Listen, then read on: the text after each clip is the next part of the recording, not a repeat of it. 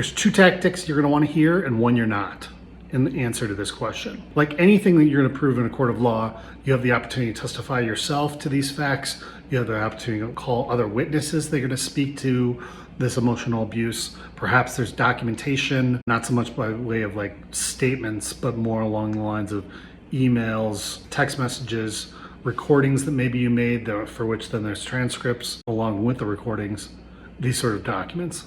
And then perhaps there are also some experts that can get called. Whether this is subject to a motion hearing or an evidentiary trial where there's testimony, any which way you want to be hyper specific, very detailed. Your witnesses are detailed. You want to have coherence or correlation between what you testify to, the witness, the documents, and making sure that they all support one another and they don't contradict your account of things. These are the ways in which you get to prove that this is working out, is between you being detailed in your testimony and the witness testimony, and then any of these additional documents that you can have. And maybe your experts are professionals that investigated this.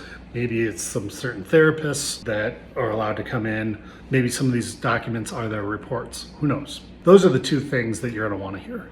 The third thing is just simply the biggest difficulty with emotional abuse is that there's not a lot of opportunities to have that sort of documentation or even necessarily other witnesses. I mean, sometimes there's certain people that are emotionally abusive that are over the top and they're going to pull it out at parties in front of all your friends. And, you know, there's a bunch of family at Christmas and Thanksgiving that have seen that person do that. Yeah, sometimes that's out there. But a lot of times this is like in the privacy of homes and no one else is there other than you. The thing that perhaps you don't want to hear is that when you have to be thinking about this emotional abuse and as you're married to this person, like every day is a choice to stay married to that person. And yes, there's certain elements of, you know, like maybe there's somehow still a really good parent and your children, you think that they'd still really benefit from staying in the same household and staying married. And there's certainly financial considerations, everything else.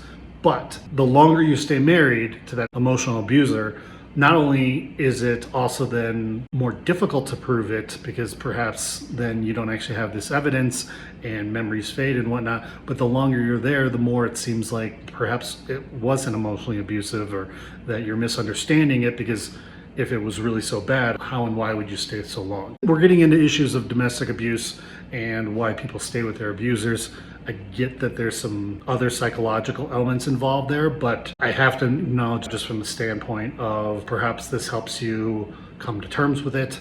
And then otherwise, it also just helps put this in context of the fact that this is one of those things. It's not like sexual abuse or physical abuse where there's a whole lot more evidence, medical records, ER records, police reports, pictures that can be taken, because ultimately you're dealing with something that is much more intangible.